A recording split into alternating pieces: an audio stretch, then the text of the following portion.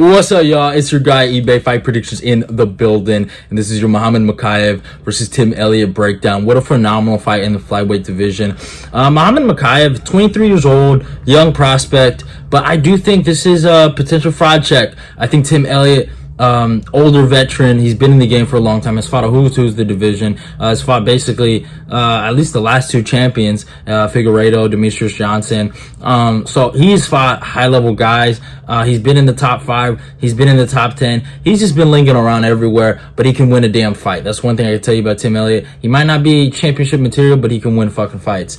Mokaev, UK kid, was born in the UK, really good wrestler over there, really insane amateur record. I remember he was like, what, fucking insane record. It was like 20-0 or some shit, some crazy shit. So I respect to him there in that aspect of his amateur record, but as a pro and what we've seen in the UFC especially, I mean, the Cody Durden victory was great. The Charles Johnson victory was dominant. I give him his respect there. Those two first fights, I was like, okay, this kid has some potential, you know what I'm saying? But we saw the Malcolm Gordon performance, very iffy. He finished him, but very iffy. Then we saw the Fiallo fight just last year where he got the choke, but he almost lost his leg. He had competitive scrambles against a Contender Series kid. Now maybe Fiallo might end up being really good, but you never know. But he hasn't looked like the murderer that everyone's promised. He hasn't looked like the guy, that the boogeyman of the division. I don't think he's better than Amir Albazi. I don't think he's better than a lot of these guys. You look at the division, I think he's better than maybe Steve Sergey or Ergay, or I don't know how you say the kid's name, the one that just beat David Dvorak. I think he's better than David Dvorak. I think he's better than Matt Schnell, but that fight's competitive. But that's about it. I don't think he's better than Matheus Nicolau. I don't think he's better than Alex Perez. I don't know if I want to consider Perez a fighter at this point because he's never fighting. Kai Kara France beats him. Royval beats him. Figueiredo kills him. Obviously, Figueiredo's going up to 135. But my point is that he hasn't really shown us that ability to really mess with any of these guys in the top 15. And it'd be different if he was dominating his competition. I would be like, okay, yeah, it's like an Islam Makhachev situation, right? But he's having these really super competitive fights with low-level guys. Malcolm Gordon was suplexing him. You know what I'm saying? And that's just not a good look. Now, obviously, Tim Elliott, and obviously, let's talk about the tail of tape before anything. Tim Elliott comes with a record of 19-12, is fighting out of Missouri, age 36, so that's something big to look at. A height of 5'7", and reaches 66. Mokaev comes with a record of 9-0, fighting out of England, age 23, very young, a height of 5'7", and reaches 70. And I think here's a few things to look at. 36 and 23, big gap in age. Obviously, experience does kill, and obviously, I mean, damage, wear and tear does also kill, right? So Tim has been in some wars. He's been hurt. He's been caught, and he's been through some bullshit, right? But at the same time, Mokaev hasn't proven anything, and he's been having these competitive fights with low-level guys. So there's, you know, it's always this double-edged sword to everything. I think at the age of 36 for flyweight, it's not the best number, but the way Tim fights with his wrestling and some of his awkward striking, it kind of does save him because he's not taking too much damage necessarily. He's having a lot of scrambling, he's having a lot of wrestling, and he's just going in these somewhat kind of grappling fest kind of matchups a lot. And this is also another grapple fest matchup. This is what we're going to see. Both guys are good grapplers that are going to engage.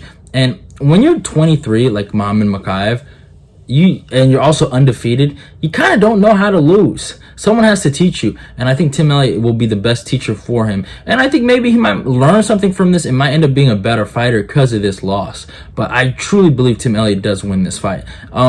Tim Elliott, I mean, if we look at his resume, I mean, he's coming off a really impressive win over, Victor Altamirano. That was his last one, but the Tigran Blekov fight was, I mean, some people accuse him of cheating, but impressive win there. Lost to Matheus Nicolau, beat Jordan Espinoza, beat Ryan Benoit, lost to Brandon Royval in a crazy scramble fest fight, which I was a little disappointed in Tim Elliott there. But obviously lost to Askar Askarov. Askar put the jab on him. Lost to David Figueiredo, got choked out there. Has a win over Mark De La Rosa.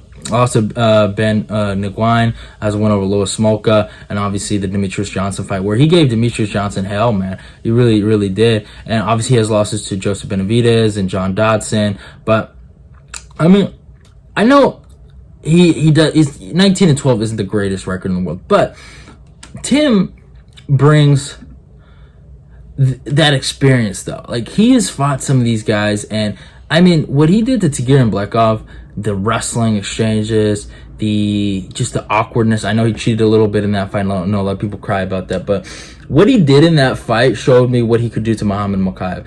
Tagir, long range, a good wrestler. I mean, Muhammad Mokaev is smaller, decent wrestler, and I think Tagir's, in my opinion, better than Muhammad Mokaev. I think Tagir has way more potential than Muhammad Mokaev. And he's longer, he's dangular, you know, he can present different weapons, decent wrestling. Muhammad Mokaev, I'm not sold on him. I'm just not a Muhammad Mokaev fan. And I think, yeah, do I think he can maybe apply the jab like Askar Askarov did and kind of out jab him and just, you know, pot shot him at moments? Maybe. It's a big maybe, but I think Tim Elliott here in this position of his career, I think he beats Muhammad Mokaev. I think he goes out there and out scrambles him, out wrestles him, and just beats him to the punch every time. And the awkwardness is just going to be a problem for Muhammad Mokaev. And I think Tim Elliott wins this fight.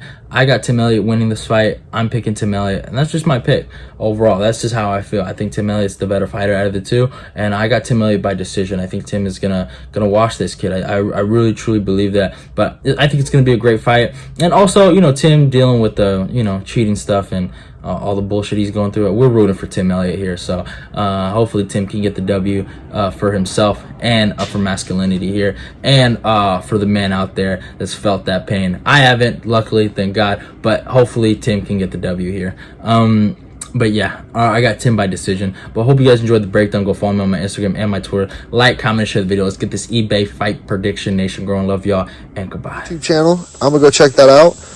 And hey, subscribe to eBay's Fight Prediction. Let's keep the eBay Fight Predictions nation growing.